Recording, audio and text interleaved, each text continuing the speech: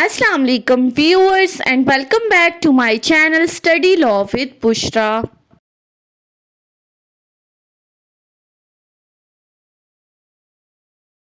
So we were discussing Civil Procedure Code 1908. We have discussed up till section 88. In this video we are going to discuss section 89A. But before starting the discussion, I request you all to please subscribe to my channel and don't forget to press the bell icon for latest updates. Do share this video with your friends and don't forget to comment your feedback. So let's move towards the discussion. Section 89A of Civil Procedure Code deals with the topic of alternate dispute resolution, जिसको short form में हम कहते हैं ADR. This alternate dispute resolution is explained under Part 5 Special Proceedings of CPC. अब इन special proceedings में हमारे पास पहली चीज है ADR, सेकंड है स्पेशल केस और थर्ड है suits relating to public matters that is nuisance.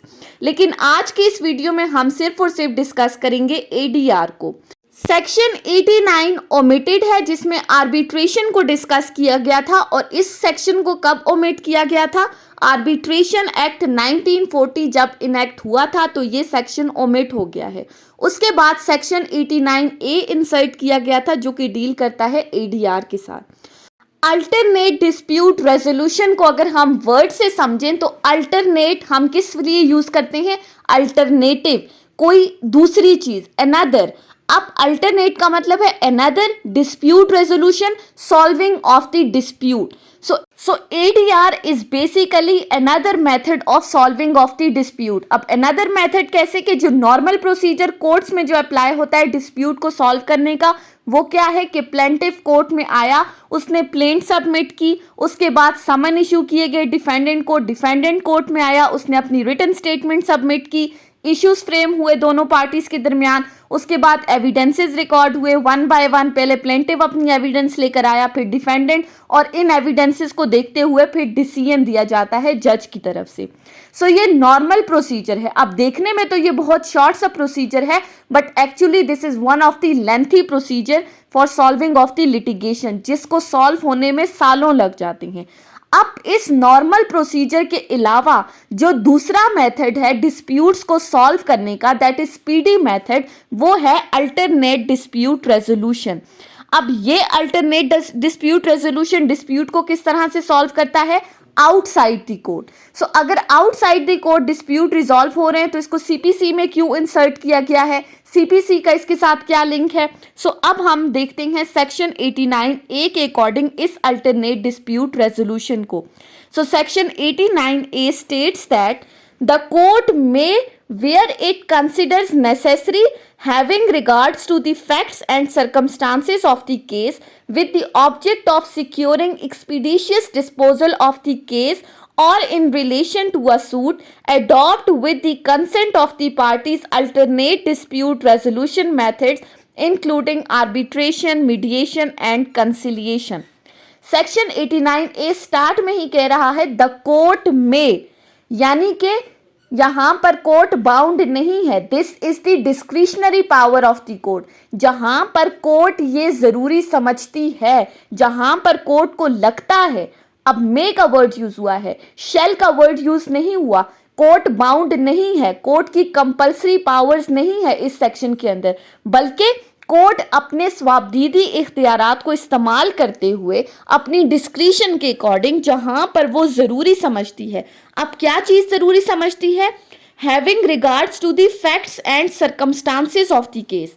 जहां पर कोर्ट केस के हालातों वाक़यात को देखते हुए, केस के फैक्ट्स को देखते हुए, सर्कमस्टांसेस को देखते हुए अगर कोर्ट को लगता है कि ये चीज़ ज़रूरी है तो वो अपनी डिस्क्रिशन को यूज़ करते हुए क्या करेगी? थर्डली, अब यहाँ पर फर्दर इस ADR का ऑब्जेक्ट बताया है. ऑब्जेक्ट क्या है? Expeditious disposal of the case.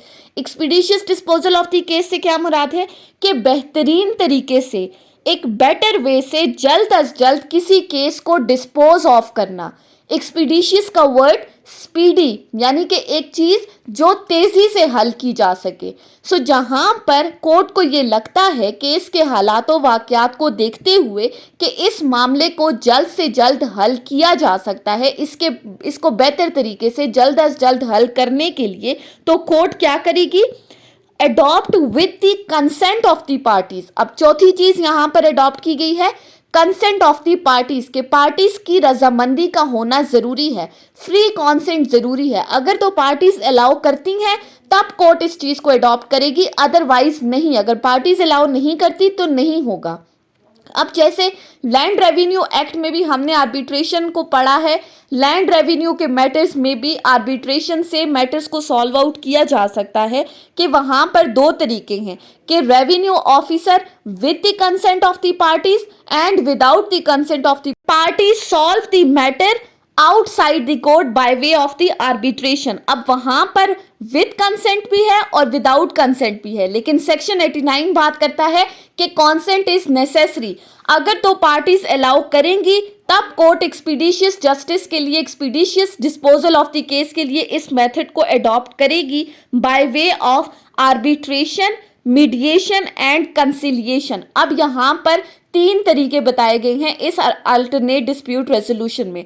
अब ये आर्बिट्रेशन, मीडिएशन या कंसिलिएशन, इनसे क्या मुराद है? सो अगर हम वन बाय वन देखें तो आर्बिट्रेशन से मुराद क्या है कि एक सालसी मुकर्रर किया जाता है जो सालसी पार्टीज के दरमियान उनके मसले को सॉल्व आउट करता है। सेकंड है हमारे पास मीडिएशन। अब मीडिएशन से क्या मुराद है कि जहां पर तीन पार्टीज होती हैं, the third one is the mediator, और वो मीडिएटर पार्टीज को मशवरा देता है कि किस तरह से वो अपने मसले को सॉल्व आउट कर सकते हैं।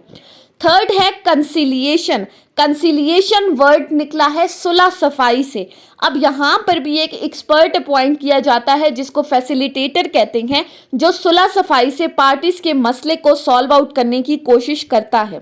सो सेक्शन 89A में हमने क्या डिस्कस किया कि जहां पर कोर्ट को ये लगता है, जहां पर अदालत ये जरूरी समझती है केस के हालातों वाकयात को देखते हुए कि इस केस का इफेक्टिव हल यही है कि पार्टीज अपने मामले को आउटसाइड द कोर्ट हल करें। जहां पर पार्टीज अलाउ करती हैं तो वो अपने मामले को by way of mediation, conciliation या आर्बिट्रेशन सॉल्व आउट कर सकती हैं।